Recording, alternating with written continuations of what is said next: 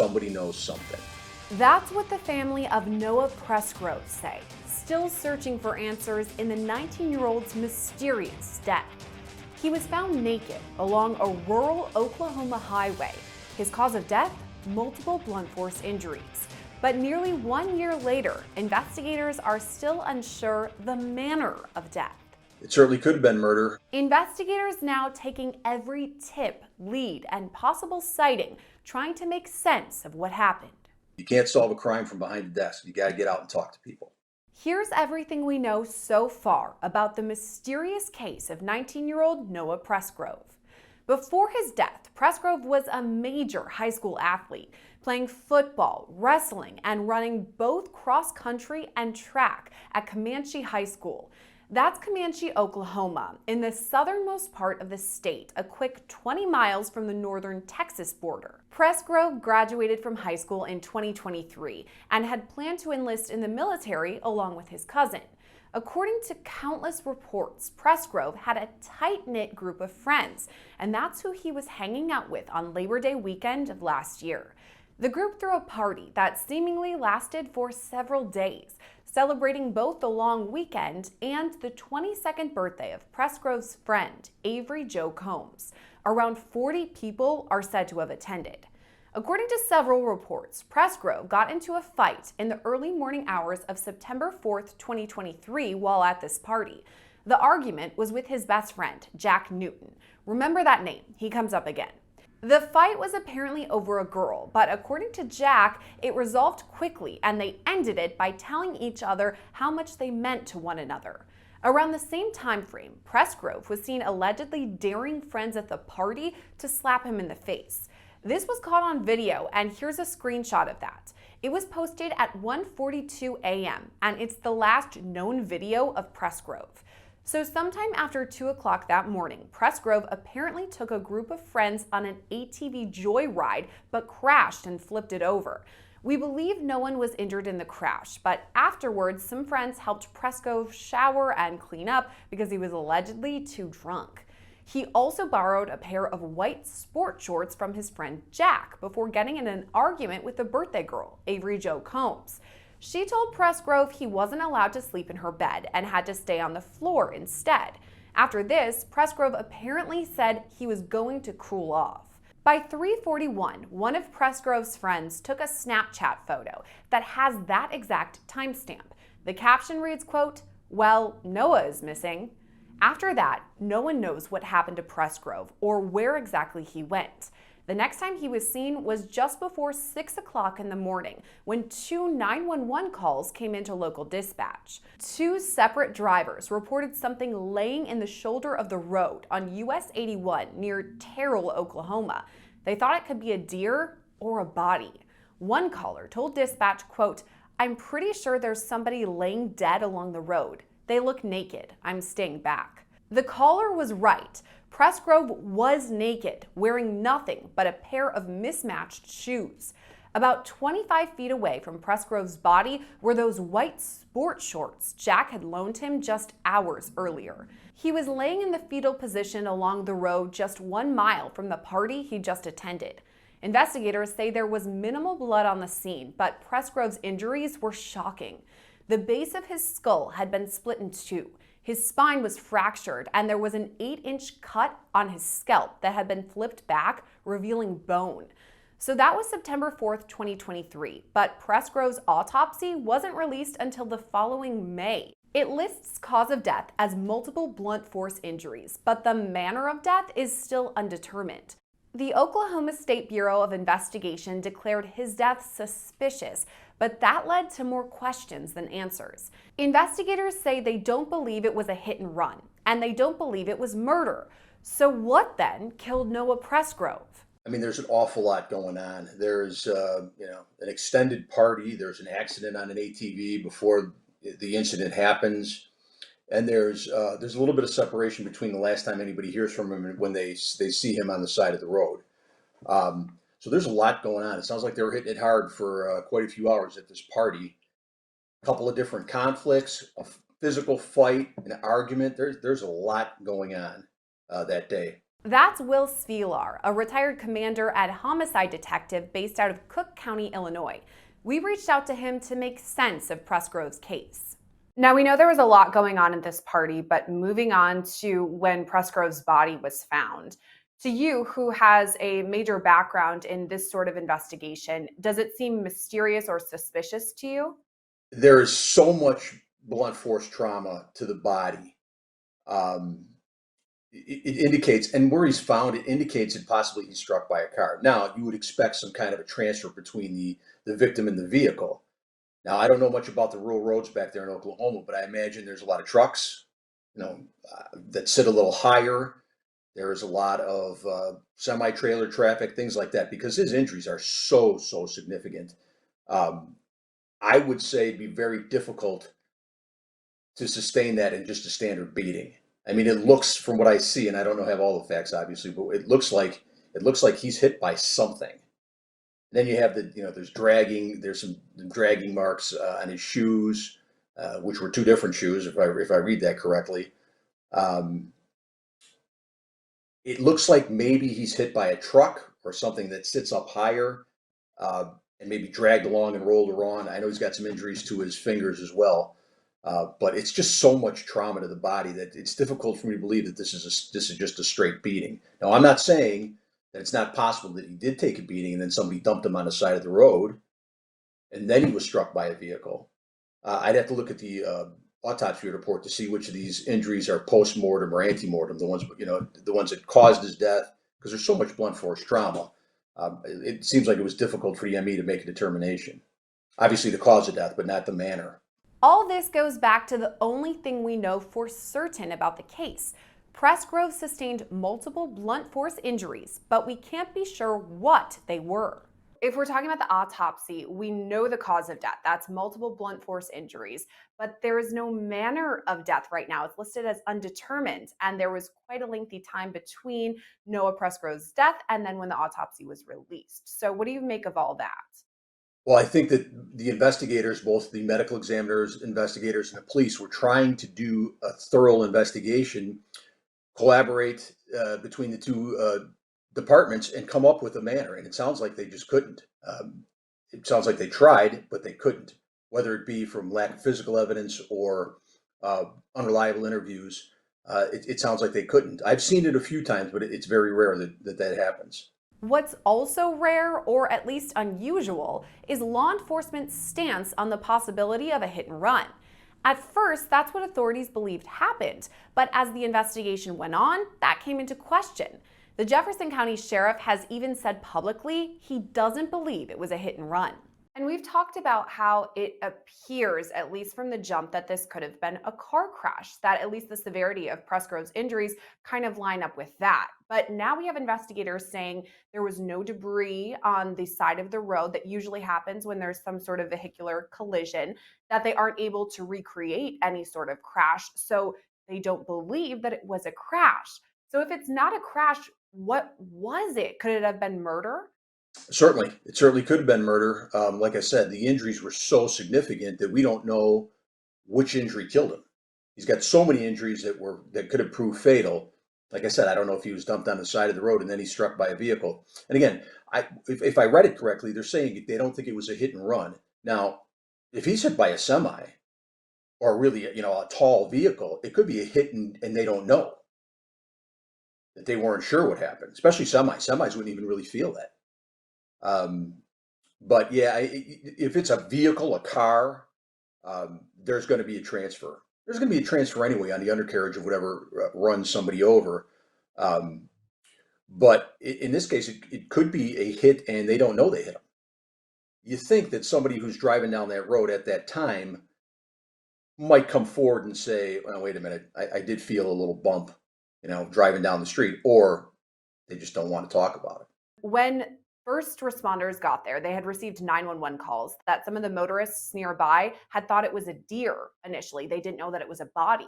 So is it possible if a semi driver was going through that area and hit something, they thought it was a deer rather than a person, and that's why they didn't turn around or report it? Yes, absolutely. Especially if he was laying down already when he was struck. I mean, if you're standing up and you're struck, and there's that front impact with the vehicle and the person, well, you're more than likely to know that, regardless if you're a semi, if you're in a semi or not. If the person's standing upright and you strike somebody or strike something standing upright, you're going to have damage to the front of the vehicle. If he's on the ground already and the vehicle rolls over him, that's a different story. The issue with all this discussion is that Oklahoma investigators say it was not a hit and run, but they also say it was not a murder. I think what's so mysterious about this case is they say it's not a hit and run. They say it's not murder, likely, but they don't know what it is, and it's still so suspicious, mysterious. We're not sure where the investigation's headed. So, what is the next step for officials who are looking into this case? They're going to need something. They're going to need someone to talk about what they saw, try to figure out how he got where he got. Did he just walk away? Did somebody drop him off? Obviously, I'm sure they looked into ride shares and things like that to see if he Ubered somewhere. Um, and again, it's just there's going to have to be a break in the case that comes from someone who has some knowledge. Now, absent an accident, a vehicular accident, or a murder, a beating death, I mean, what else is there? He couldn't have fallen out of an airplane. I mean, he has some significant injuries that can only be caused in a couple of different ways. Obviously, the most logical is a motor vehicle accident. Again, like we spoke of, we don't know if he's already down and deceased from a beating and then struck by a car, or if he just passes out on the side of the road and gets struck by a car. So that's a couple of things that are going to be very, very difficult to determine. So all this leads us back to that weekend-long party, the last time anyone for sure saw Presgrove alive. But that angle of the investigation has some issues too. It seemed like it was almost a 2-day party, kind of an ongoing Labor Day, 22nd birthday party, lots of drinking and hijinks going on. Does that make things a little bit more complicated now if investigators are going back? Because a lot of these party goers were likely drunk or drinking, went to sleep late, so their memories might be a little hazy. Absolutely, it does. And again, the more time passes, the less their memory is. And when you're dealing with intoxication or whatever else was going on there, um, it's likely that they forgot pretty much all about the event, depending on their level of inebriation. But the longer it goes out, the less viable these interviews are. Yeah, there was. It seems like as an investigator, that's a really tough thing to start with. A bunch of witnesses who maybe not recall what happened or have a limited memory of what happened. And if some of these people do remember what happened, let's say, but they do say I was intoxicated or inebriated in some way, can we even for sure 100% believe what they're saying because they were under the influence of something? Well, when we take statements in interviews, one of the questions the state's attorney is going to ask is, are you under the influence of drugs or alcohol at this time? Were you under the influence at the time of the incident? So that's questions that are asked, and it does go to the credibility of the statement for sure. It hinders, it hurts the credibility of the statement. So the intoxication level at the party kind of poses an issue in terms of witness testimony. But there's another bit of evidence from the party that can't be disputed.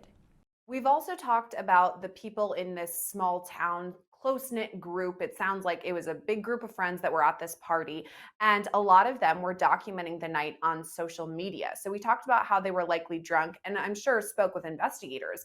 But is this also something that investigators would then look at, their Snapchats or Instagrams, all of the photos or texts that they may have sent that night? Absolutely. It's all part of it. Now, the first thing you got to do is figure out who was there.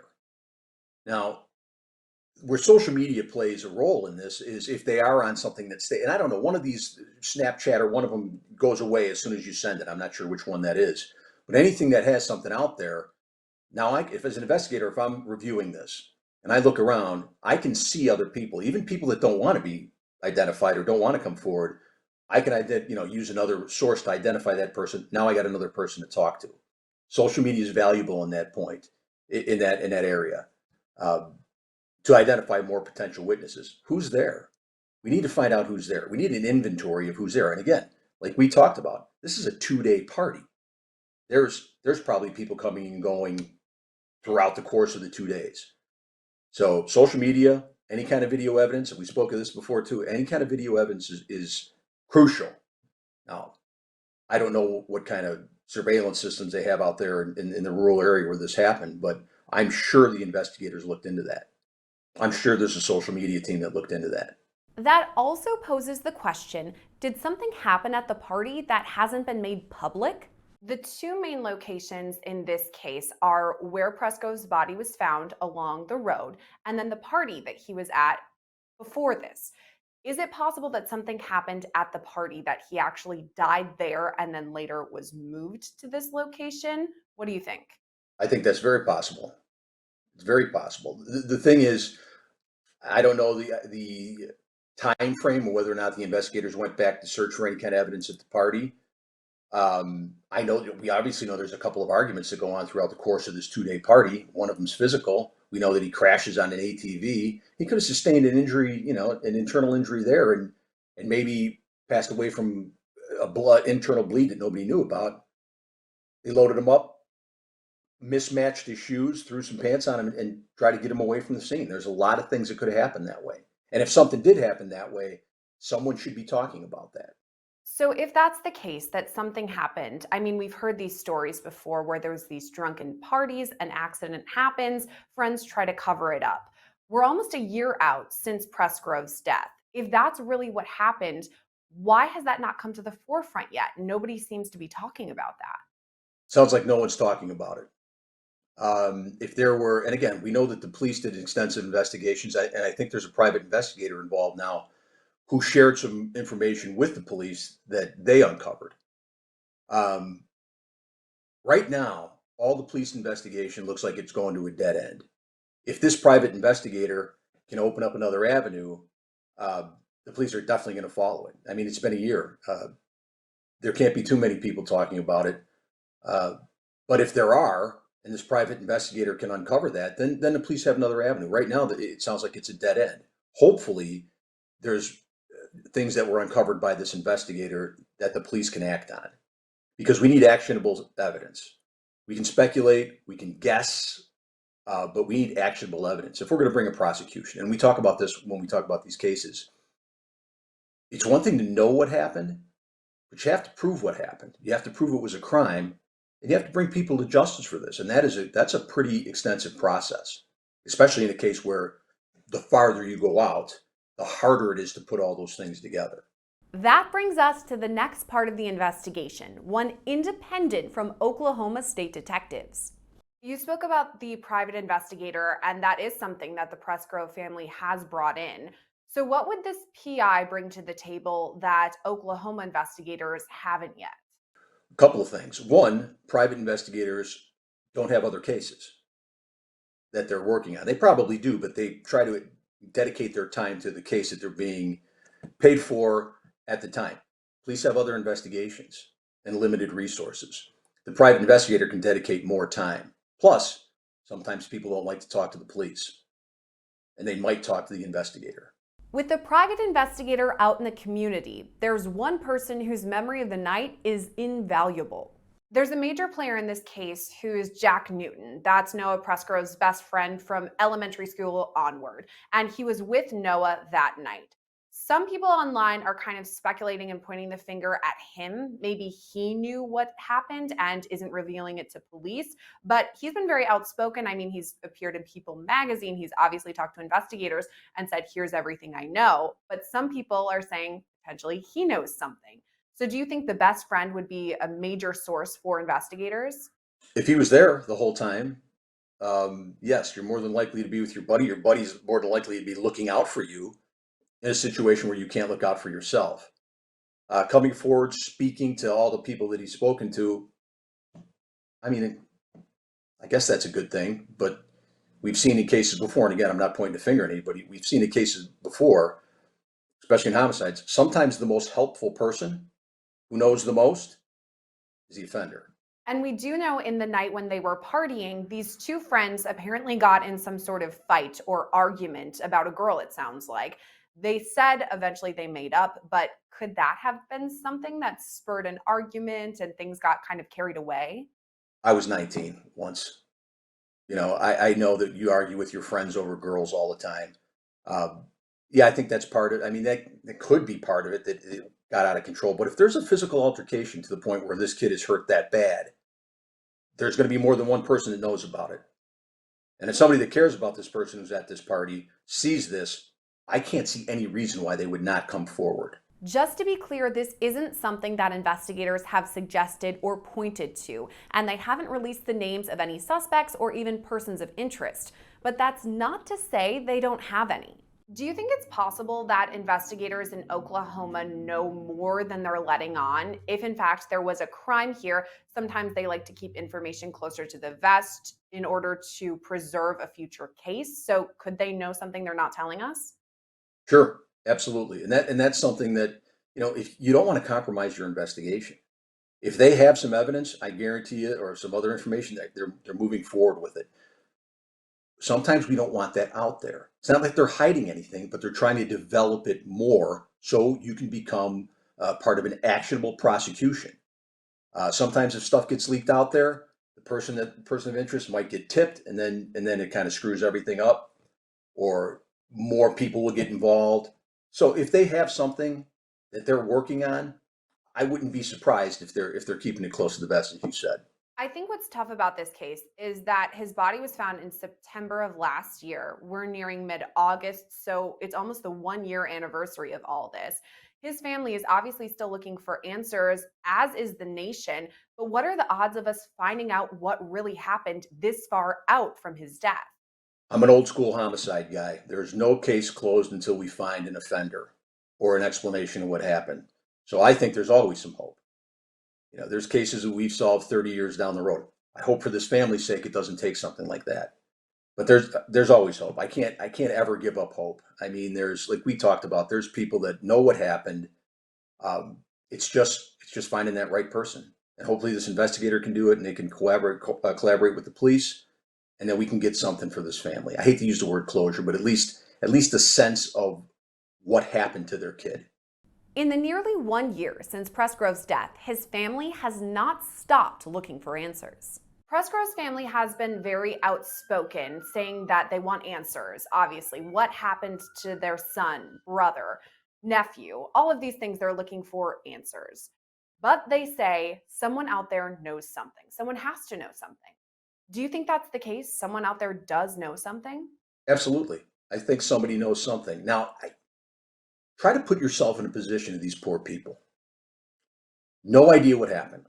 They know that their child was killed in a violent fashion, regardless of whether or not it was like a murder, like we spoke of, or if it was a vehicle accident. But they don't know how. And they've got law enforcement who they rely on, like we all rely on, trying to do investigation, and they can't come up with answers. It's got to be crushing for the family. But I agree. Somebody knows something. Somebody knows the direction he left. Somebody may have left with him. And certainly whoever caused the injury, be it a motorist or another person, they know. Unless, of course, like I said, sometimes these semis, we've had cases where they hit something in the road. They don't even know what it is. They just keep going. But somebody knows something. Somebody knows something that happened at the party and when he left. What are the next steps in the investigation? Because I know that it's still open. People are still talking about it, especially approaching the 1-year marker. What do you think is next for investigators? Again, they have to continue to do interviews. The problem with the crime scene, if you want to call it that, the house, is anything that was there a year ago is not going to be there. Most likely. It'd be very difficult to go back and try to find physical evidence from a year ago. I'm not saying it's impossible. It'd be very difficult. Plus, you have to articulate probable cause to a judge for a search, and it's a year past. So the likelihood, and here's what I find with a lot of judges, the likelihood of evidence to be present 1 year later does not warrant violating the people's right to privacy. I've run into that more than once. So the interviews are crucial. This investigator is crucial. They just have to keep talking to people. And I found out in my business, you got to keep talking to people. You can't solve a crime from behind a desk. You got to get out and talk to people. Right now, Presgrove's death is still under investigation by the Oklahoma State Bureau of Investigation.